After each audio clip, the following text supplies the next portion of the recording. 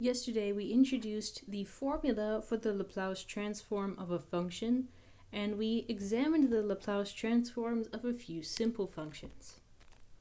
Today we're going to talk about the Laplace transform of the derivative of a function, and then we're going to use the Laplace transform to transform an entire differential equation into an algebraic equation that can be solved using algebraic means. So suppose that you have a function f of t, and the Laplace transform of the function f of t is being denoted by the function capital F of s, a different function with a different input variable. With that assumption, let's see if we can find an expression that represents the Laplace transform of f prime of t, the derivative.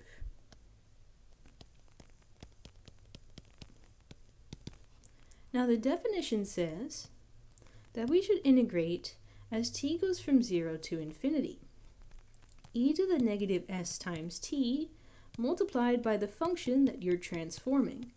In our case, we're transforming the derivative f prime. Now we have a product. We're taking the integral of a product. So what I'm going to try and do is use integration by parts. I'm going to set, in this case, u equal to e to the negative st, so that u prime will be equal to negative s e to the negative st. And I'm going to let v prime equal to f prime, because at least then I know that v will be equal to f of t. So let's go ahead and use the integration by parts formula to rewrite the integral on the right side. The integration by parts formula says take e to the negative st multiplied by f of t, and then subtract the integral from 0 to infinity of u prime times v.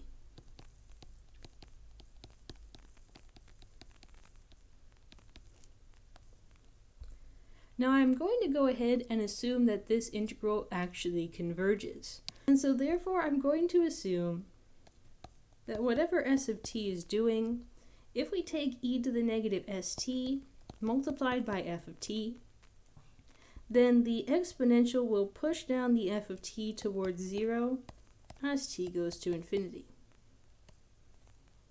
So with that assumption, we would get negative f of 0. Plug in t equals infinity, and we'll assume that the result vanishes. Then what we're left with is what we get when we plug in t equals 0. And on the right side, if we factor out that negative s, we have the integral from t equals 0 to t equals infinity of negative st multiplied by ft. Now notice that this integral on the far right side is identical to the formula for the Laplace transform of the original function f of t. So we can rewrite this expression as negative f of 0 plus s times the Laplace transform of the original function f of t.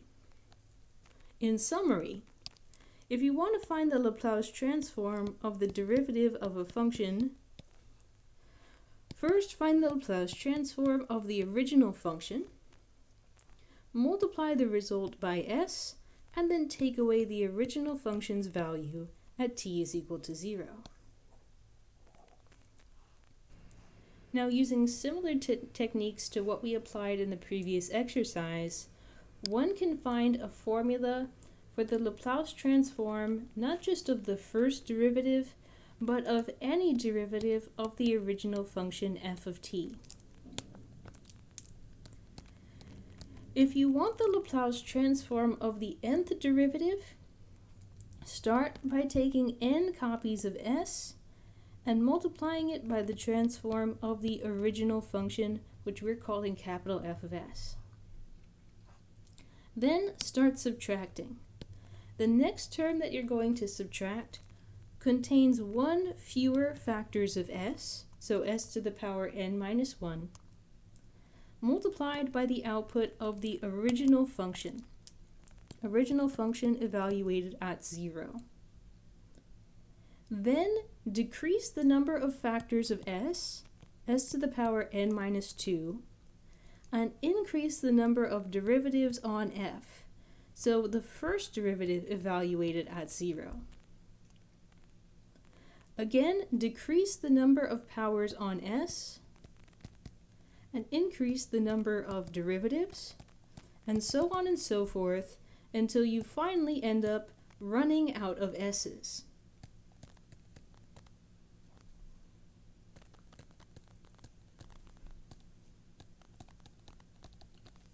Which will occur when you achieve the n minus 1 derivative of f.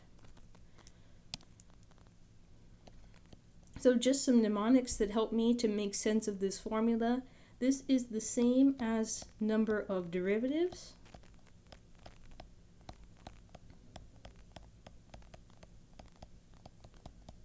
That same power is the same as the number of derivatives of the function that you're transforming. As you move from one term to the next, you decrease the number of s's,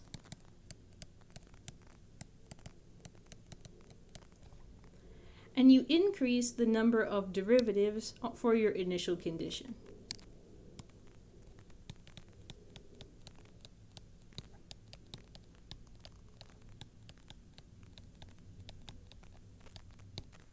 Now that formula is a little bit abstract, a little bit unwieldy, so let's do a couple of concrete examples to see what using that formula actually looks like in practice. So in this exercise, let's assume that we are representing the Laplace transform of a function y equals f of t by an expression capital F of s. So part A, let's write down an expression that would represent the Laplace transform of the first derivative of y equals f of t. Now for the first derivative, we start by taking capital F of s and multiplying it by one copy of s.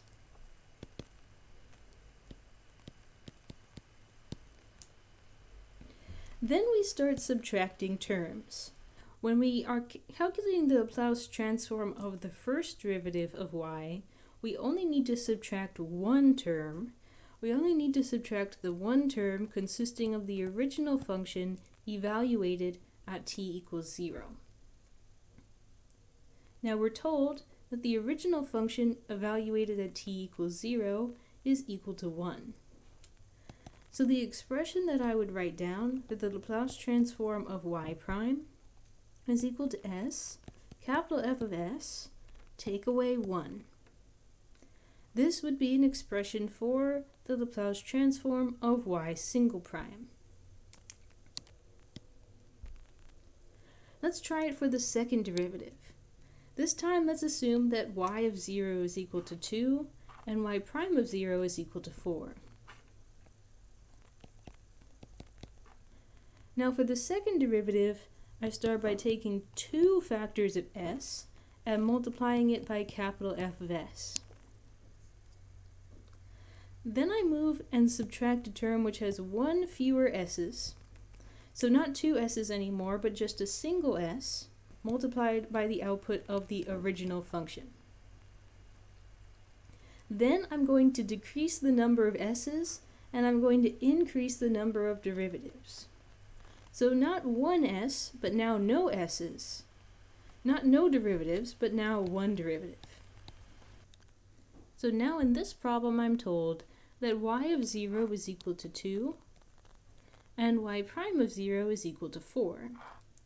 So after substituting those two values, the Laplace transform of y double prime would be equal to s squared capital F of s minus s times 2 minus y prime of 0, which is equal to 4.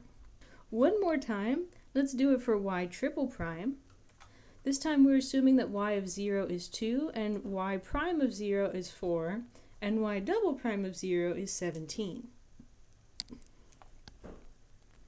So for the Laplace transform of the triple prime of the third derivative, I start by taking 3 copies of s and multiplying it by capital F of s, the Laplace transform of the original function. Then I'm going to subtract three terms for the third derivative. In the first term, I have 2 copies of s, and I have the original function evaluated at 0. In the second term, I'm going to decrease the number of s's and increase the number of derivatives. And then I'm going to decrease the number of s's again and increase the number of derivatives. So with that, let me plug in the given values of y of 0, y prime of 0, and y double prime of 0. We get s cubed times f of s minus 2 times s squared minus 4 times s minus 17. So using this formula for the Laplace transform of a derivative of a function, you can find the Laplace transform of an entire differential equation. For example here, let's apply the Laplace transform to the differential equation given in the following initial value problem. And let's solve the result for capital F of s, the Laplace transform of y.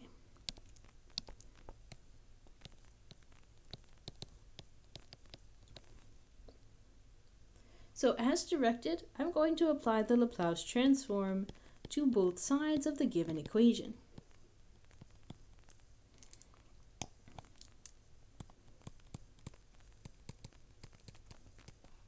And using the linearity result from yesterday, I'm going to split this expression up. Laplace transform of y prime minus the Laplace transform of y is equal to 2 times the Laplace transform of cosine of 5t.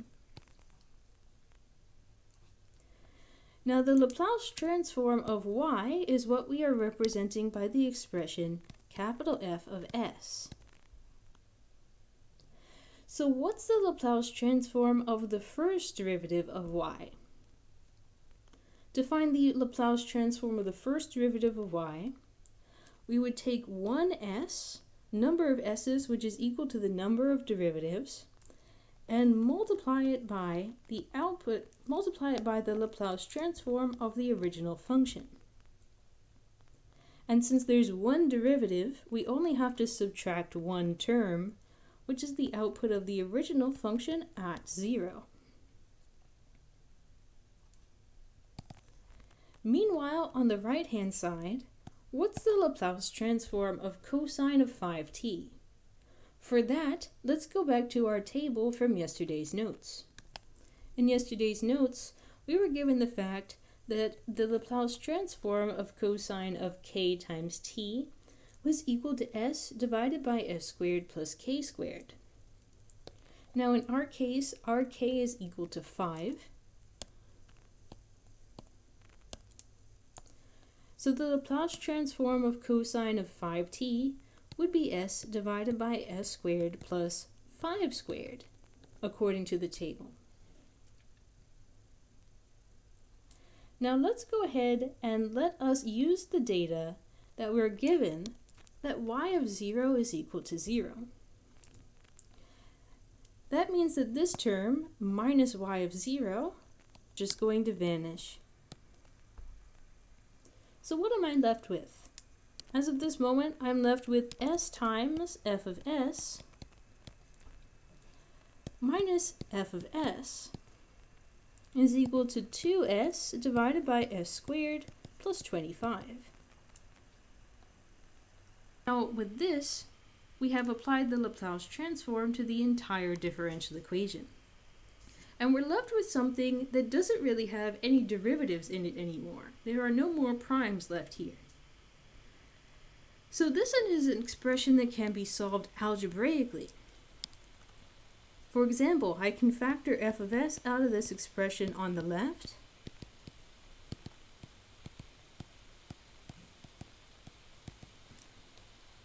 And I can divide to get f of s must be equal to 25 divided by s squared plus 25 times s minus 1. So what this is saying is that the solution to the given IVP,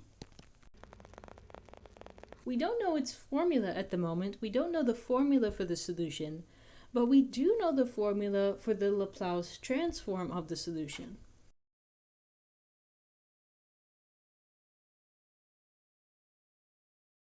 Let's try a similar example, but this time with a second-order differential equation. Let's apply the transform to the entire ODE given here, and then let's solve that result for capital F of S.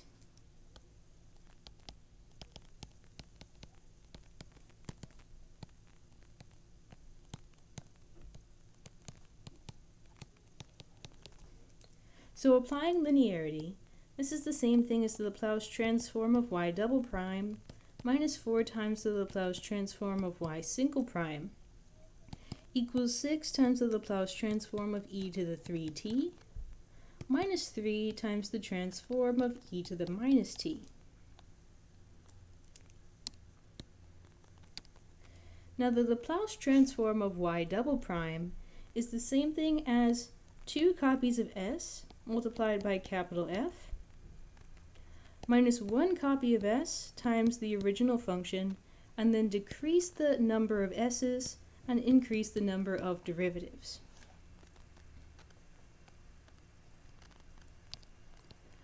Then take away 4, the Laplace transform of y single prime can be written as a single s multiplied by f of s, and then take away the original function y of 0. The Laplace transform of e to the 3t can be found using our Laplace transform table. The Laplace transform of e to a number times t is equal to 1 over s minus that number. And something similar can be used on the far right.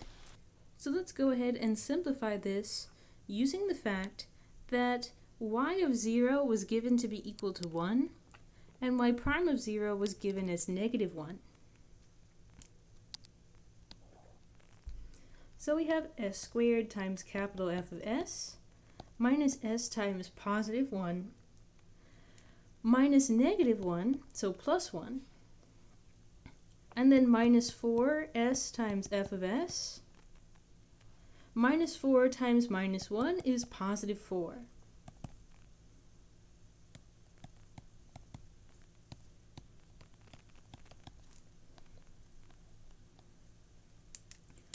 So let's go ahead and do a little bit of rearranging. We've now transformed the differential equation from something that is calculus style into something that is algebra style, that no longer has any derivatives in it.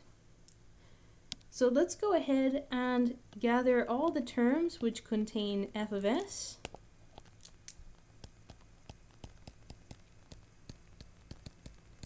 banish all the other terms to the far right side,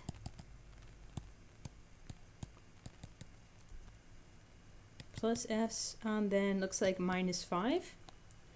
So an expression that would give us capital F of s would be 6 divided by s minus 3 divided by s squared minus 4s minus 3 s plus 1 s squared minus 4s plus s minus 5.